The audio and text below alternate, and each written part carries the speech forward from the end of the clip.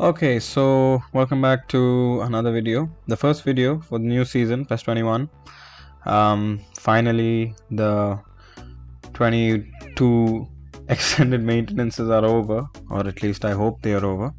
And the game is out. The pre-open version is done, and now it's the full online version of PES21. So, to be honest, there aren't that many changes from PES20, and we knew that it's just going to be a season update, right? But there are a few changes that are worth pointing out. So in this video I'm just gonna kind of take you an introduction of what I'm using at the moment, the players, the managers, and just give you a little insight about managers' tactics, how they work, and yeah, let's see how it goes. So before I get to my main manager, I'll just quickly show you some of the other formations I've been using. So this is one of them. This is basically the carryover version of the main team that I used last year, right? So pretty similar players all around, similar tactics. I'm just glad I have Maldini now. Maldini and Alaba, absolutely beautiful. The manager is Eusebio Di Francesco, who used to manage Roma a couple years ago. He's got very similar tactics to last year Simeone, who was my favorite manager last year.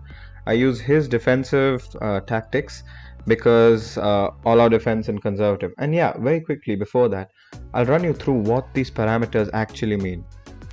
So this may seem pretty obvious, but honestly, it's something that I know a lot of people don't do, and you really should. So if you come here into this menu and go to how to play, there's so much information about the game and how my club works. For example, if you go into attributes and characteristics, it talks about each attribute and what it specifically stands for, and I highly recommend going through this to understand your players better.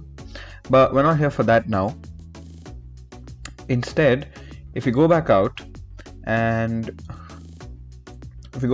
head over into manager information, this just talks about the kind of parameters like adaptability of his management skill, what all that means. This is not what we're really interested in. We're interested in team instructions. So here you can see attacking, so it talks about each tactic and how they work, right? So I'll just give you a rundown on my favorite tactics and the ones I prefer to use the most. So firstly, I prefer counter-attacking. Why? I love to play possession-based football. If you guys watch my videos, you know that I actually take my time and attack. But the thing when you use a possession game manager, your players don't make direct runs as often as they do if you use a counter-attacking manager. If you use a counter-attacking manager, they tend to run past the defenders a lot more instead of coming short for passes, and I just prefer that. Now, long pass and short pass. A lot of people misunderstand build up long pass, meaning every ball has to be a long ball. And that's why when you see here, it means a direct play style. What that means is that's more referring to how you build up in your own half, how you get the ball outside your own half. So when you play with a manager that has build up long pass, it doesn't mean every pass has to be a long ball.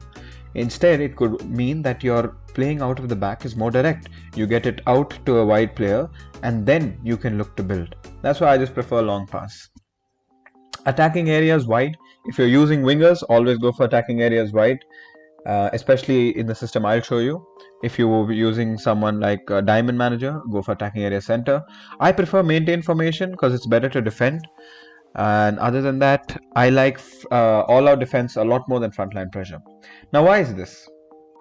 As you can see, it says frontline pressure means when possession is lost, players apply pressure from the front looking to win the ball up high up the pitch. Now, a lot of teams in real life use this tactic nowadays, and probably the best example is Bayern Munich and Liverpool. For this, I mean, I can talk about Liverpool all day, but let's talk about Bayern Munich, the champions of Europe. They play an extremely high line. Now, what does that mean? So this is frontline pressure. Look, they lose the ball, you press the opponent in their own half, you force mistakes. Again, the keeper's playing it out. It basically means your defenders and all your players move up the pitch a little so that you stifle the opponent's attacks in their own half. Like, look at this. You stifle them into a corner, you force a mistake, and boom. Now, this is great when it works. But what happens when it doesn't work? Now, as I said, Bayern Munich are very famous for playing this in real life nowadays. But look at this. This is a match when they lost 4-1 to Hoffenheim.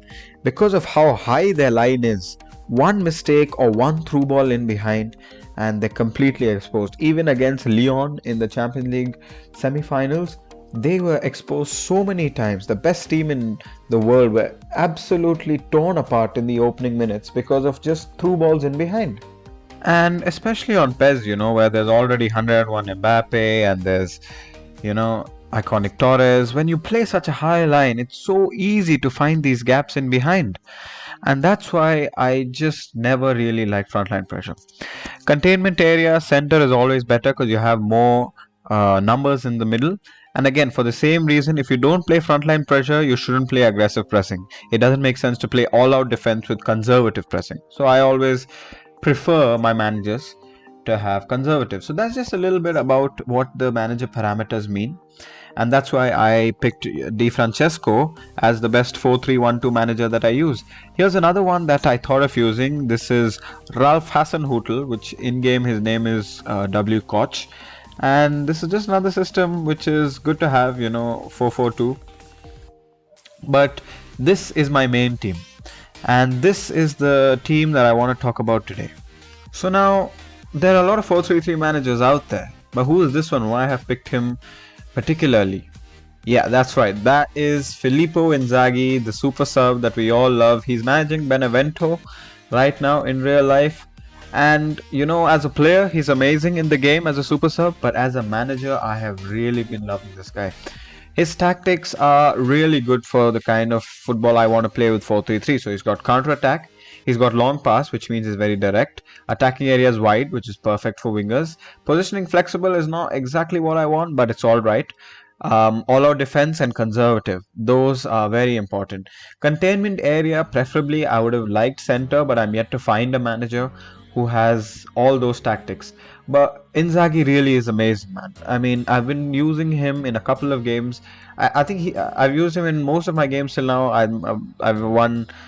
I don't think I've really lost much with this guy. I probably lost around 3-4 matches out of probably 30 or 35, right? This guy has been absolutely amazing for me. So I'll go through some of the player choices and the roles that they have in this team. So let's start in goal, and I am a Chelsea fan, so maybe I'm a bit biased, but to be honest, for me, Petr Cech is the best goalkeeper in the game.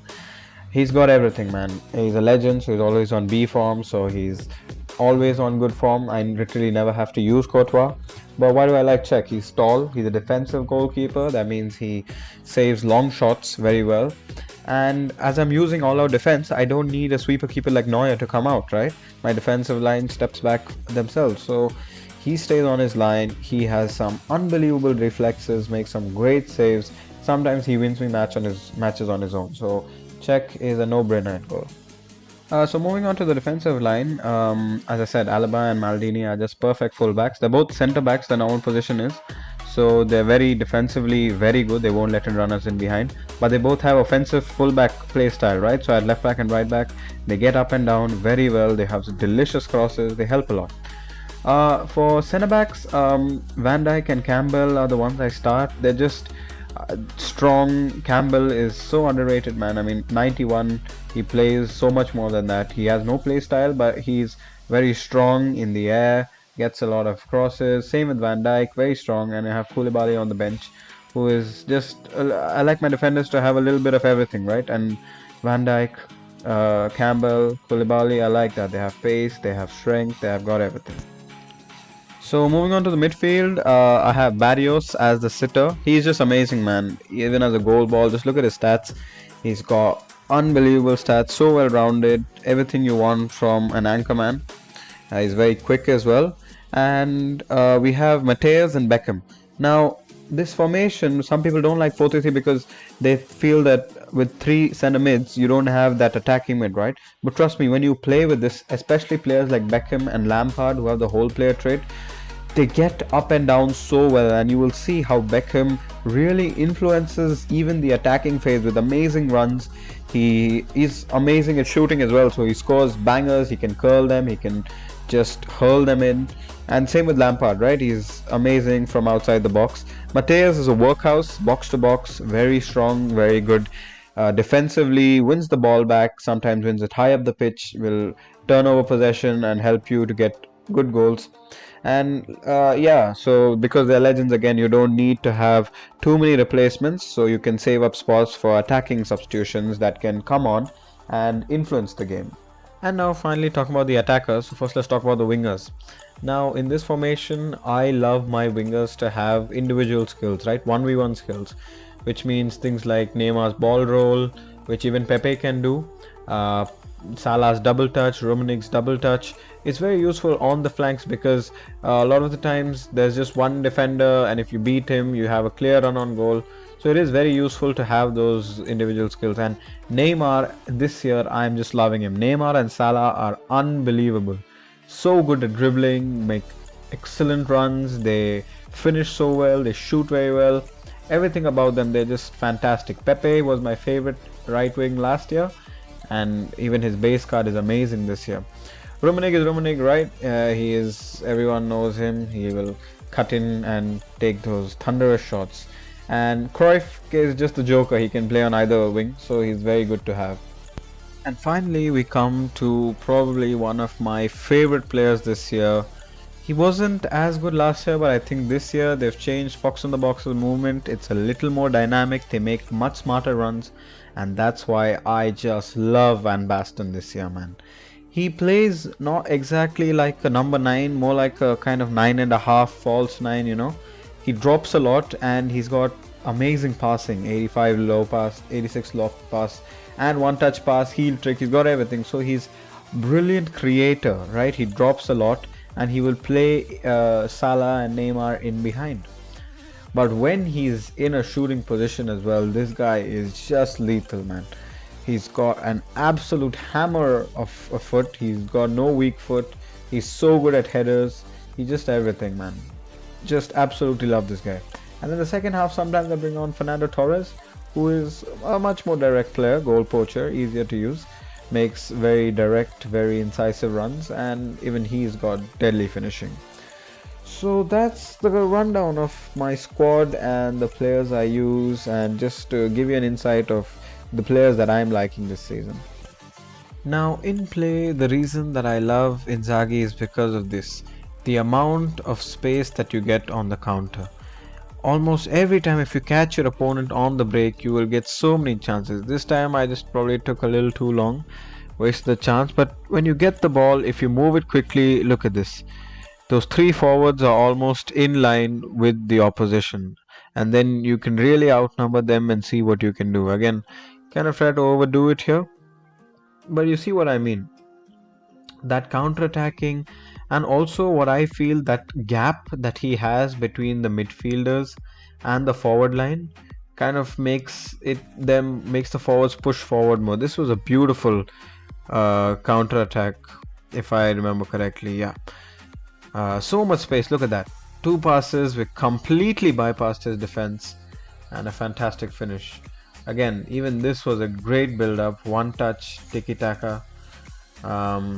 That's what I'm saying, man. Just because you play with a counter-attacking manager doesn't mean everything has to be a long ball. You can still play all this. And if not for a great save from Khan, I'm surprised he saved a shot from that close out with MVB. But that's what I'm saying. It all depends on you. The reason I use counter-attack is look at that run from Salah. They run beyond the defenders, get into great positions and score. So that's just a little about Inzaghi, the manager I've been using this year, and I've been absolutely loving him so far. You guys should definitely try to pick him up. I'm not sure if his formation has changed yet or not, but even if he hasn't, you should really try and pick him up and see if you like using him, because for me right now this guy is just unbelievable. The one problem is that his tactics will be a little unfamiliar with most of your players, so what I did is I just put my main team in and simmed like 2-3 campaigns, and once that's done, you should be good to go. But yeah, thank you for watching. I hope you enjoyed it. I hope you learned something about the managers. If you have any questions about anything, leave them in the comments below. If you have any ideas or what you would like to see next, also let me know. And apart from that, take care.